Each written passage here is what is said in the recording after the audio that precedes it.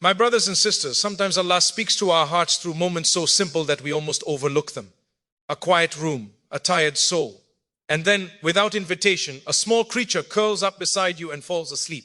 A cat, calm, trusting, at peace. And you pause and wonder, why? Islam teaches us not to live in superstition, not to chase hidden symbols or unseen omens. But Islam does teach us reflection. It teaches us to stop, to think, and to ask, what can this moment remind me of about Allah, about myself, and about my faith? Cats are not random in our tradition. They are clean animals. They were present in the homes of the early Muslims. They were treated with gentleness and care. Islam teaches us mercy to every living being, even those that cannot speak for themselves. And when a cat chooses to sleep next to you, understand this clearly. It is not magic. It is not a sign of the unseen, but it is a moment of trust. Animals do not read our status. They do not care about our wealth, our titles, or how religious we appear to others. They respond to what they feel: calm, safety, gentleness. And if a creature that Allah created feels safe enough to rest beside you, that should soften your heart. Ask yourself, what kind of environment am I creating? Because peace attracts peace. Calm attracts calm. Mercy attracts mercy. The Prophet taught us that a woman entered hell because she mistreated a cat, neither feeding it nor letting it find food. And another person was forgiven all their sins for giving water to a thirsty animal. Do not underestimate this matter. In the sight of Allah, how you treat the weakest can outweigh years of worship done without sincerity.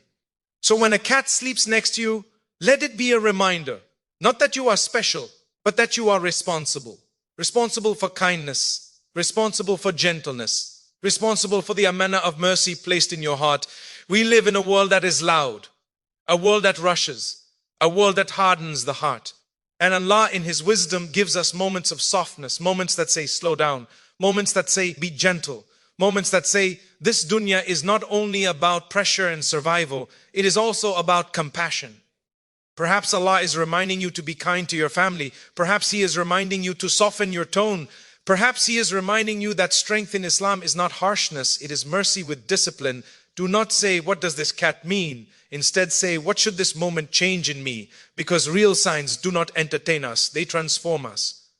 If you are harsh, soften your heart. If you are distant, reconnect. If you are overwhelmed, breathe and remember Allah. Allah is Al-Latif, the most gentle, and He loves gentleness in all affairs. So treat that animal well.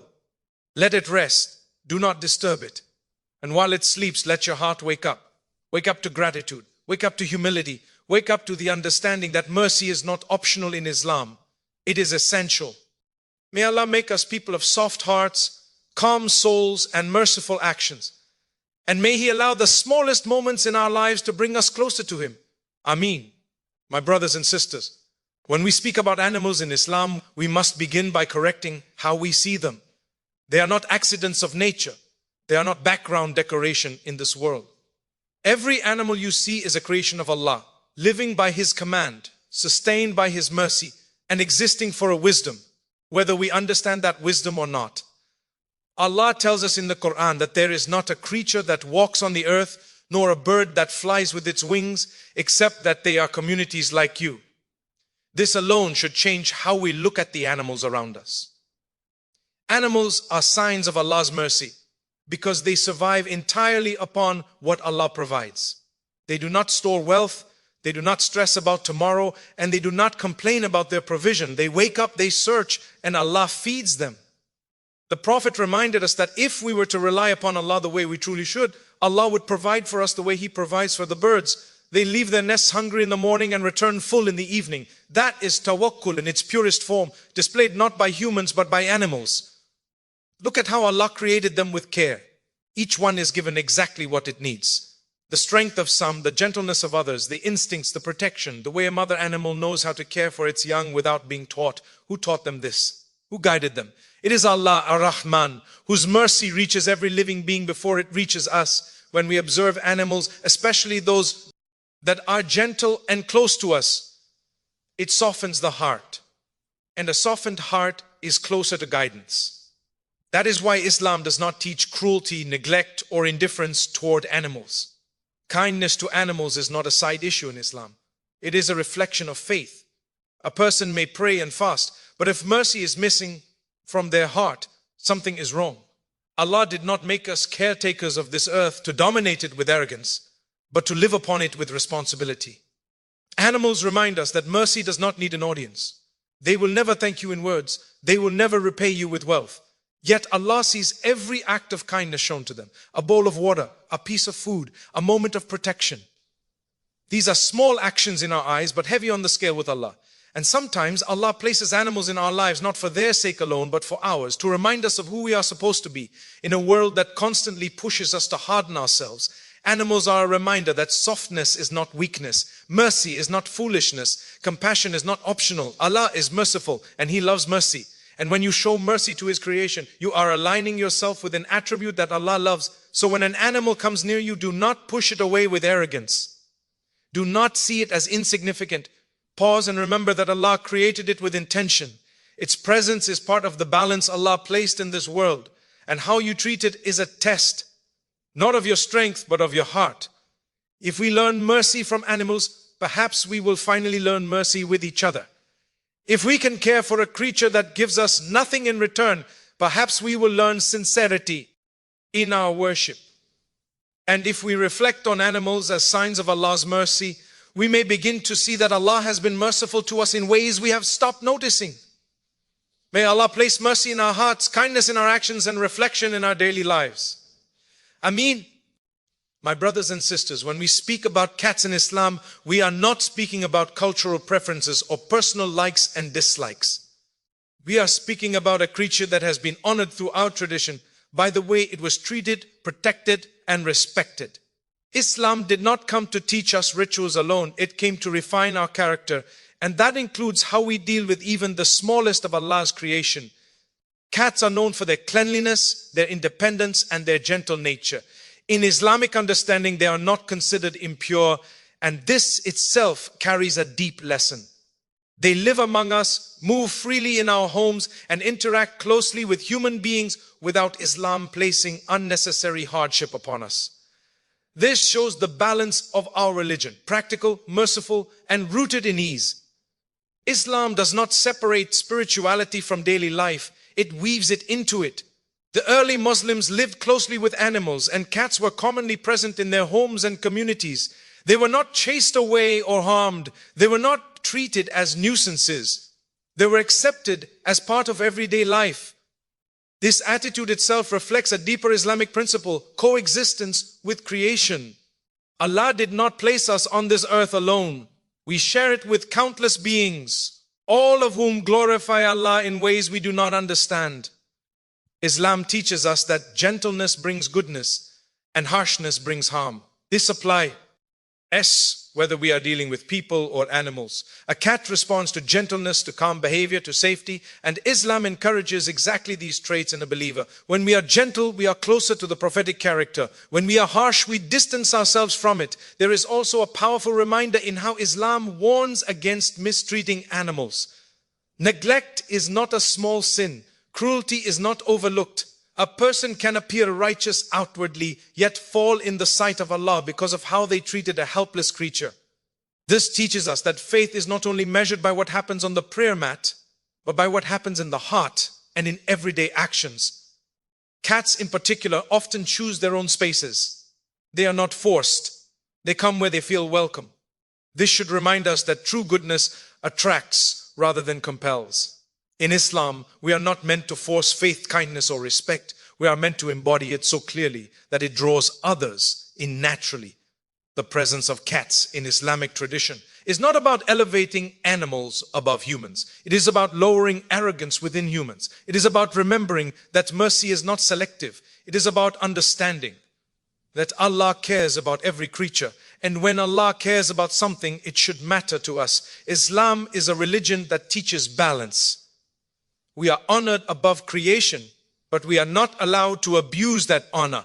With honor comes responsibility. With strength comes accountability. With intelligence comes moral duty. And how we treat animals, especially those that depend on our mercy, is a reflection of whether we understand this responsibility or not. So when you see a cat resting Acefully, do not see something insignificant. See a reminder of a religion that values gentleness, cleanliness, and compassion. See a sign that Islam is not a harsh faith, but a merciful one. And ask Allah to grant you a heart that reflects the mercy He placed in this beautiful religion. May Allah make us people of balance, gentleness, and gratitude. Ameen. My brothers and sisters, there are things in this world that speak without words. They do not need language, explanations, or announcements. They communicate through feeling, presence, and instinct. Animals are among those creations, and they respond not to what we say, but to what we are. This is why comfort and safety are felt long before they are ever spoken. A cat does not analyze your appearance, your background, or your reputation. It does not know how much you earn, how many followers you have, or how you are perceived by people. It senses something far more subtle. It senses calmness. It senses safety. It senses whether the environment around you is threatening or peaceful. And when it chooses to sleep next to you, understand that sleep is the most vulnerable state of any living being. No creature willingly sleeps where it feels danger. Islam teaches us that the believer is someone from whose presence others feel safe. Not only safe from harm, but safe from fear, harshness, and emotional disturbance. Safety is not only physical, it is spiritual and emotional. A harsh tongue, an angry temperament, and an unstable heart disturb the space around a person, even if they are unaware of it. On the other hand, a calm soul brings ease to those nearby, even in silence. When a cat curls up beside you, it is not making a spiritual claim, but it is responding to the atmosphere you create. And that atmosphere begins in the heart. A heart that is constantly agitated, arrogant, or cruel does not invite tranquility. A heart that remembers Allah, that controls anger, and that values gentleness naturally creates peace around it. This should push us to reflect deeply. What do people feel when they sit near us? Do they feel judged? Do they feel tense? Do they feel drained? Or do they feel at ease? Because if an animal can sense calm and safety, how much more can human beings sense it? Islam does not want us to be believers who merely perform acts of worship. It wants us to be believers whose presence itself is a form of dawah. The Prophet was described as someone whose silence had dignity and whose presence brought comfort. People felt safe around him even before he spoke. That is not something achieved through words alone. It is achieved through inner discipline, humility, and connection with Allah. When the heart is connected to Allah, the limbs soften, the voice lowers, and the behavior becomes gentle. Comfort is not created by force. You cannot demand that others feel safe around you. Safety is earned through consistency, kindness, and self-control. This is why Islam places so much emphasis on character. Anger is discouraged. Arrogance is condemned. Mercy is praised. These teachings are not abstract ideals. They shape the emotional environment we create wherever we go. If a small creature finds peace beside you, let that moment humble you. Do not feel proud. Feel responsible. Responsibility to maintain that gentleness. Responsibility to protect rather than harm. Responsibility to ensure that your strength is never a source of fear for the weak. And if animals often avoid you, do not dismiss it. Use it as a mirror, not a judgment. Ask yourself whether your heart is restless, whether your tongue is sharp, whether your actions are heavy. Islam invites us to refine ourselves constantly, not to assume we are already complete. Comfort and safety begin inside. When you make peace with Allah, Allah places peace around you. When you soften your heart in worship, Allah softens your presence in the world. And when your presence becomes peaceful, even the silent creation responds. May Allah grant us hearts that are calm, souls that are gentle, and presence that brings comfort to every creation around us. Ameen. One of the most powerful truths in Islam is that character speaks before words ever do. Long before you explain yourself, long before you advise others, long before you claim goodness, your behavior has already made a statement. And this is not only true with people, it is true with all of Allah's creation. Your character announces itself even when you are silent. Animals do not understand language, but they understand treatment. They understand tone, consistency, and intention. They respond to how they are approached, how they are handled, and how safe they feel in your presence. This should humble us, because it reminds us that our inner state is always on display, even when we think no one is watching. Islam places immense importance on character because character is the visible outcome of faith. A person may claim belief, but belief that does not soften the heart is incomplete. Allah did not send Islam to make us loud about our religion. He sent it to make us better human beings. And one of the clearest indicators of that improvement is how we treat those who are weaker than us. When a cat responds calmly to you, comes near you, or rests in your presence, it is not responding to your words or your appearance. It is responding to how you carry yourself. Are your movements aggressive or gentle? Is your tone harsh or soft? Is your behavior predictable or volatile? These things matter. And if they matter to animals, how much more do they matter to people who are constantly affected by our actions? Islam teaches us that arrogance is one of the most dangerous diseases of the heart. A person may think they are kind because they say kind things, but true kindness is revealed when there is no audience, no reward, and no recognition. Animals provide that test. They cannot praise you. They cannot expose you. They simply react honestly. The Prophet taught that the most beloved people to Allah are those with the best character, not the loudest voices, not the harshest critics, not the most outward displays. Good character is patience when anger is easy, gentleness when power is available, silence when ego demands a response. These qualities do not need announcement, they are felt. Your character follows you everywhere. It enters your home before you do. It sits with your family before you speak. It walks into a room before you greet anyone. And sometimes it is reflected back to you through the behavior of an animal, a child, or a stranger. If your presence makes others uneasy, do not rush to blame them. Look inward. Islam encourages muhasabah, self-accountability, not to shame ourselves, but to refine ourselves. Eve, Raya and comfortable reflection is an opportunity to grow closer to Allah. Character is not built overnight. It is shaped through discipline, repentance, and conscious effort, controlling anger, choosing mercy, speaking with restraint, acting with consistency. These are acts of worship just as much as prayer and fasting. So when you notice how creation responds to you, take it seriously. Let it guide you. Let it soften you. Because in the end, when we stand before Allah, we will not be asked how impressive our words were. We will be asked how our presence affected His creation. May Allah grant us beautiful character, silent strength, and hearts that reflect the mercy of Islam. Ameen. My brothers and sisters, Islam is a religion of clarity. It teaches us to believe with conviction, to worship with understanding, and to reflect without falling into confusion. This is why Islam draws a clear line between reflection and superstition. Reflection brings us closer to Allah, while superstition distracts us from Him. In some cultures, people attach hidden meanings, omens, or unseen powers to ordinary events. Islam came to free the human mind from these chains. Nothing brings harm or benefit except by the will of Allah. No animal, object, or coincidence controls your destiny. Your life is not shaped by signs you guess, but by choices you make and the decree of Allah. So when something gentle happens, like an animal choosing to be near you, Islam does not ask you to assign mystical meanings to it. Instead, Islam asks you to pause and reflect. Reflection is not about predicting the future, it is about correcting the present. It is about asking, what lesson can I take from this moment to improve my relationship with Allah and His creation?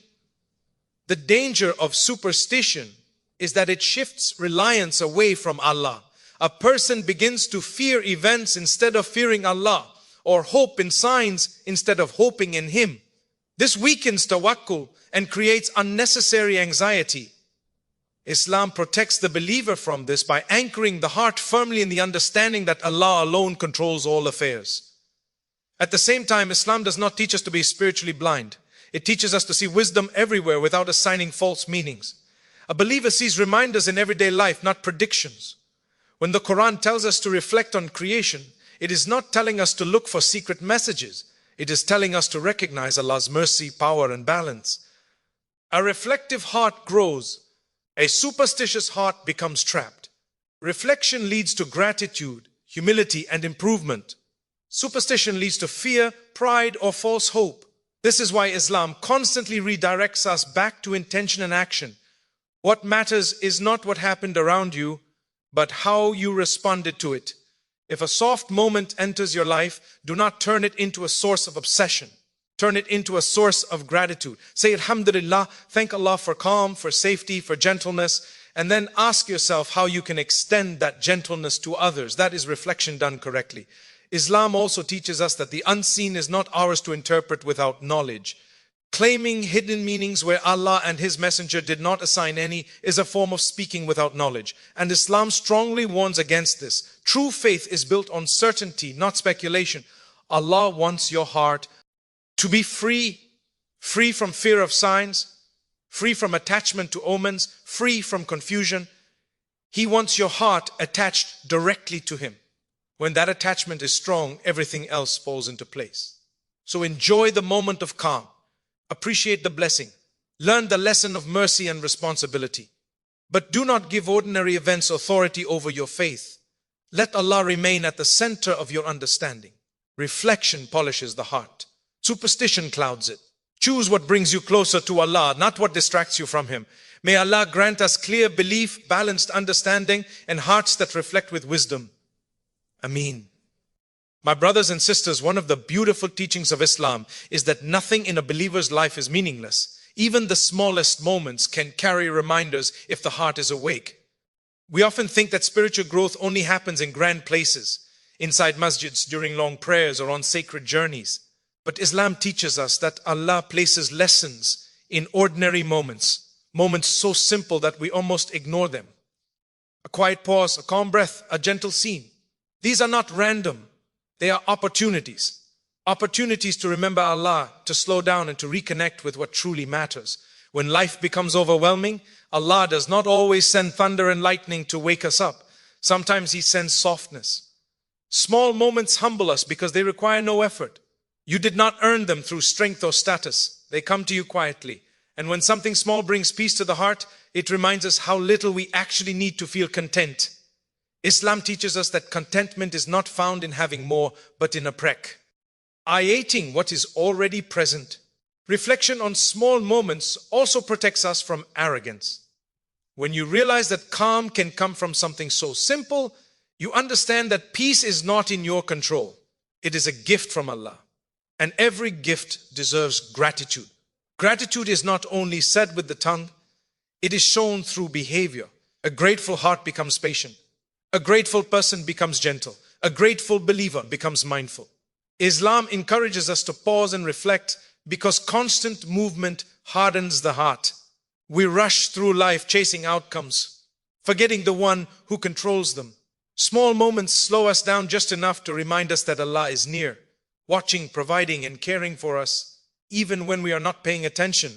Reflection transforms ordinary experiences into acts of worship. When you pause and say Alhamdulillah for a moment of calm, you are worshipping. When you recognize Allah's mercy in something small, you are strengthening your iman. When you allow a quiet moment to soften your heart, you are growing spiritually. This is why Islam does not separate the sacred from the daily. Eating can be worship. Sleeping can be worship. Resting can be worship. If the heart is connected to Allah. And when the heart is connected, even the smallest scenes become meaningful. But if we are careless, we miss these reminders. We scroll past them. We dismiss them. We move on without reflection. And over time, the heart becomes dull. Islam invites us to protect the heart by staying aware. Awareness does not mean overthinking. It means noticing. A reflective believer does not look for miracles. They recognize mercy. They do not chase signs. They learn essence. They do not exaggerate moments. They absorb wisdom from them. So when Allah places a small moment of peace in your life, do not rush away from it. Let it remind you to breathe. Let it remind you to be kind. Let it remind you that Allah has not forgotten you, even in your busiest days. Small moments, when reflected upon, can realign a believer's entire direction. They can pull you back from anger, from despair, from heedlessness. They can remind you of your purpose. May Allah grant us hearts that notice, minds that reflect, and lives that grow closer to Him through even the smallest of moments. Ameen. My brothers and sisters, mercy in Islam is not a one-way action. It is a circle. What you give does not disappear. It returns to you in ways you may not expect. Allah has built this principle into the very fabric of faith. The Prophet taught us that those who show mercy will be shown mercy by the most merciful. This is not poetry. This is a reality of how Allah deals with His servants. When you show kindness to an animal, you are not helping a creature alone. You are responding to a command from Allah. Every act of mercy is recorded. Every moment of gentleness is seen. Even when no human witnesses it, Allah does. And Allah does not allow sincerity to be wasted. Islam repeatedly reminds us that mercy is a sign of true belief. A heart that lacks mercy is a heart in danger. It may be active in worship, but something essential is missing. This is why the Prophet corrected those who were harsh, even if they were outwardly religious. Harshness does not bring people closer to Allah, and it does not attract Allah's mercy either. Animals become a powerful reminder, as they cannot defend themselves. They rely entirely on our choices. To harm them is easy. To neglect them is common. To show mercy requires intention. And intention is what elevates actions in Islam. A simple act, feeding, protecting, or allowing rest, can outweigh acts that appear greater but are empty of sincerity. Allah's mercy is vast, but it is not random. It responds to hearts. When Allah sees mercy in your heart, He opens doors you never imagined. He eases hardships. He softens difficulties. He forgives mistakes. Not because you earned it with perfection, but because you aligned yourself with a quality He loves. This is why mercy must be consistent, not selective. Islam does not teach mercy only to those who look like us, think like us, or benefit us. It teaches mercy to all creation. When mercy becomes part of your nature, it shapes how Allah deals with you. Think about this deeply. You are in need of Allah's mercy every single day. You need it for your sins. You need it for your shortcomings. You need it for your fears and failures. And Allah, in His wisdom, gives you opportunities to earn that mercy, not through wealth or status, but through kindness. Sometimes Allah places a helpless creature in your path to test your heart. Will you ignore it? Will you harm it? Or will you show mercy without expecting anything in return? That moment may seem small, but in the sight of Allah, it may be enormous. Mercy does not make you weak. It makes you safe. It makes you beloved to Allah. It makes your heart light. And it protects you from becoming hard in a world that constantly pushes us toward selfishness. If you want Allah to be gentle with you, be gentle with His creation. If you want forgiveness, forgive. If you want ease, give ease. This is not theory. It is the sunnah of Allah in His creation. Let mercy become your habit. Let kindness become your reflex. Let compassion shape your reactions. Because when mercy leaves the heart, faith struggles to survive. May Allah fill our hearts with mercy, return it to us multiplied, and make us among those whom He treats with gentleness on the day we need it most. Ameen? My brothers and sisters, one of the most important lessons in Islam is that true understanding comes from reflection, not assumption. We live in a world full of distractions, guesses, and opinions. People often rush to assign meanings to events without thinking, without knowledge, and without guidance. Islam teaches us to pause, to reflect, and to seek clarity, because assumptions can mislead, while reflection can guide us toward truth and righteousness. When something happens, a small moment of peace, a cat resting beside you, a quiet gesture from another being, our first instinct might be to interpret it in our own way. We might say, this must mean something supernatural, or this is a sign of good fortune. Islam teaches us that such interpretations are not for us to make. We are not meant to invent meaning where none was intended. Allah alone knows what is hidden, and Allah alone guides the unseen. To assume is to risk confusion. To reflect is to gain clarity. Reflection in Islam is not passive. It is an active engagement with life, the heart, and the teachings of Allah. It is asking, what does this moment tell me about myself? What can I learn about my behavior, my mercy, my patience, and my relationship with Allah?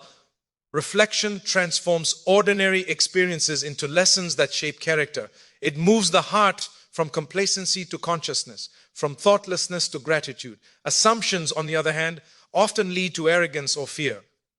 We might assume we are special because a moment seems unique, or we might assume misfortune because a minor event feels ominous. Such thinking can mislead the heart and distract us from what truly matters. Obeying Allah, showing mercy, and improving our own character. Islam warns us against assigning authority to ordinary events because doing so can create a reliance on the created rather than the creator. The moment itself is not the message. How we respond is what matters. A reflective heart sees meaning where it exists and avoids meaning where it does not. For example, a cat choosing to rest near you is not a mystical sign. It is a reflection of trust, calm, and the gentleness you project.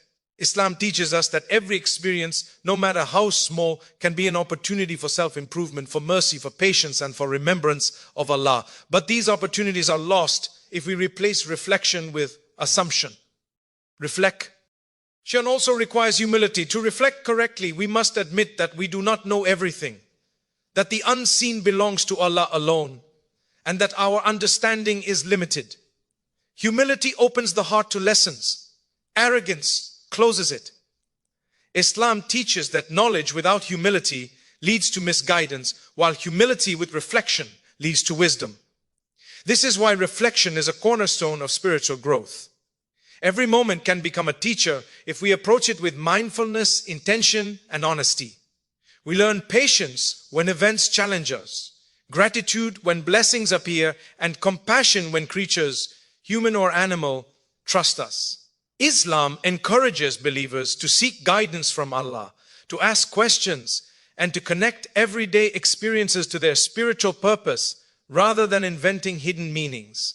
Finally, reflection keeps the heart soft and the soul awake. It prevents superstition, fear, and misplaced reliance. It turns ordinary life into a path toward closeness to Allah. It ensures that our actions are guided by faith, not by guesses. A heart that reflects grows in wisdom, strengthens in mercy, and becomes aware of its responsibilities. So when life gives you quiet moments, small gestures, or gentle creatures, pause, observe, reflect. Ask yourself what lesson Allah wants you to learn. Do not assume. Do not create false signs. The guidance is in your reflection, your response, and your improvement. My brothers and sisters, if we reflect on everything we have discussed, one clear truth emerges. Even the smallest moments in life are full of wisdom from Allah. A cat resting beside you, a quiet pause, a gentle scene. These are not mere coincidences. They are opportunities for reflection, reminders of mercy, and lessons for our hearts. Islam teaches us that every living being, every interaction, and every moment can shape our character if we choose to see it with understanding and humility. We have learned that mercy is not optional. It is essential. It defines our faith. It shapes our presence. And it attracts Allah's own mercy toward us. We have learned that kindness to animals and to creation reflects the state of our hearts, and that the way we live quietly, even in moments of silence, speaks volumes about who we are. We have learned that reflection, not assumption, is the path to clarity and